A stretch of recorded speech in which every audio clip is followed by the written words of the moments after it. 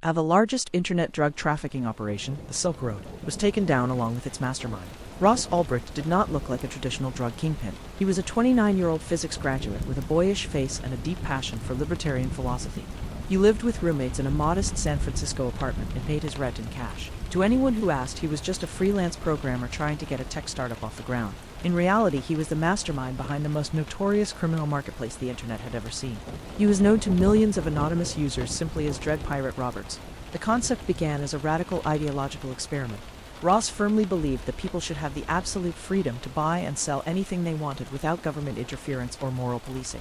In 2011, he combined two relatively new technologies to make this dangerous vision a reality. He utilized the Tor network, which anonymized user traffic, by bouncing it across a global network of encrypted servers. Then he integrated Bitcoin, which allowed for completely untraceable financial transactions. He called his creation the Silk Road. Ross started small to test the system. He grew magic mushrooms in a remote cabin and listed them as the first product on the site. Word of mouth quickly spread across underground internet forums. Within a few months, the Silk Road exploded into a massive digital marketplace for illegal goods. Users could browse thousands of highly detailed listings for narcotics, forged passports, and hacking software. The interface was incredibly user-friendly and modeled entirely after legitimate corporate shopping sites. It featured vendor ratings, customer reviews, and a complex escrow system to ensure buyers actually received their illicit packages in the mail before the funds were released. Vendors used vacuum sealers and decoy packaging to smuggle goods through the regular postal service. Ross took a small percentage of every single transaction. At the peak of the operation, he was making hundreds of thousands of dollars a day in commission while sitting in public coffee shops with his laptop. As the site grew massive, the internal pressure mounted. Ross adopted the pseudonym Dread Pirate Roberts to run the administrative side of the marketplace. The name was a reference to a movie character who passes his title down to successors. He became an absolute cult figure on the dark web forums. He posted lengthy philosophical essays about economic freedom and government overreach. He actively managed a remote team of anonymous moderators who kept the site running smoothly and handled customer service disputes. However, the sheer volume of illegal commerce happening on the Silk Road eventually caught the attention of the federal government. Multiple government agencies launched massive, uncoordinated investigations into the site. The FBI, the DEA, and the Department of Homeland Security were all desperately trying to unmask Dread Pirate Roberts. They infiltrated the site as buyers and sellers to map out the network. They seized servers in foreign countries and intercepted thousands of illegal packages at regional postal facilities. Yet the creator of the Silk Road remained completely untouchable. The encryption protecting his identity was incredibly sophisticated, and he operated behind layers of digital security. The ultimate breakthrough did not come from a massive cyber attack or a highly advanced decryption program.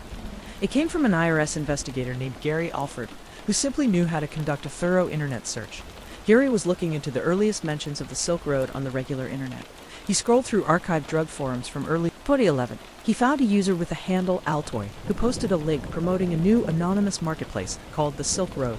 A few months later, that exact same user posted a message on a programming forum looking for technical help with some coding. The user told people to contact him at his personal email address. The address was rosselbert@gmail.com. It was a completely careless mistake made before Ross truly understood the massive scale of what he was building.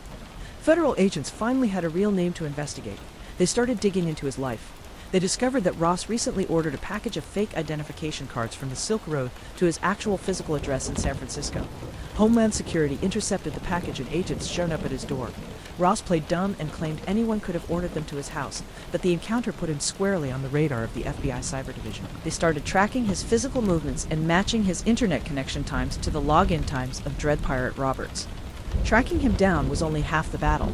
If the FBI simply arrested Ross in his apartment, he would have time to close his laptop. The Silk Road servers were protected by heavy encryption. If the computer locked, the evidence would be permanently inaccessible, and they would never be able to tie him directly to the administrative accounts. They needed to catch him entirely off guard while he was actively logged into the site as Dread Pirate Roberts. On October 1, 2013, federal agents tracked Ross to the Glen Park branch of the San Francisco Public Library. He was sitting in the science fiction section working on his laptop near a large window.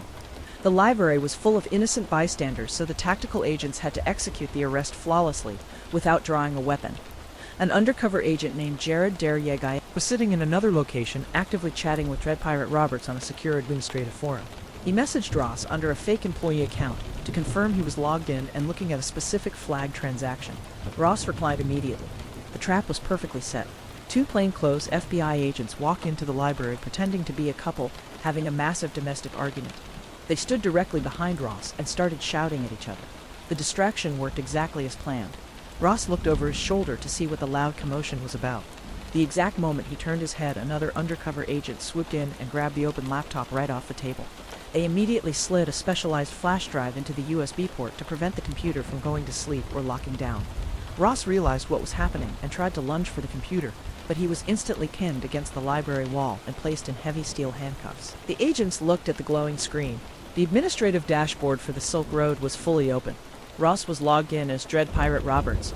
He had millions of dollars worth of Bitcoin sitting in his digital wallet, and a master ledger detailing every single illegal transaction ever made on the platform. The physical evidence was completely undeniable. The arrest sent absolute shockwaves through the dark web. The site was immediately seized, and a massive banner from the Department of Justice replaced the homepage. Users who thought they were completely untraceable suddenly realized the entire marketplace was compromised. The federal trial revealed the incredibly dark reality behind the libertarian experiment. Prosecutors showed that Ross had paid massive amounts of money to hitmen to eliminate users who threatened to expose the site. Although the murders were never actually carried out, the scammers he hired, the intent, proved exactly how far he was willing to go to protect his empire. The defense tried to argue that Ross started the site, but handed it off to someone else early on, and was simply taking the fall. The jury did not believe a single word of it. The digital trail left on his open laptop was simply too overwhelming. Ross Ulbricht was convicted on all counts, including money laundering, computer hacking, and conspiracy to traffic narcotics. He was sentenced to double life imprisonment plus 40 years without the possibility of parole. He thought he was a pioneer of absolute freedom. He believed he was entirely outsmarting the federal government from his keyboard. In the end, the architect of the most sophisticated digital black market in history was taken down because he used his real email address to ask for coding advice and turned his head to look at a fake argument. The Silk Road proved that the internet can offer a massive illusion of anonymity, but nobody is ever truly invisible. Subscribe for more daily videos.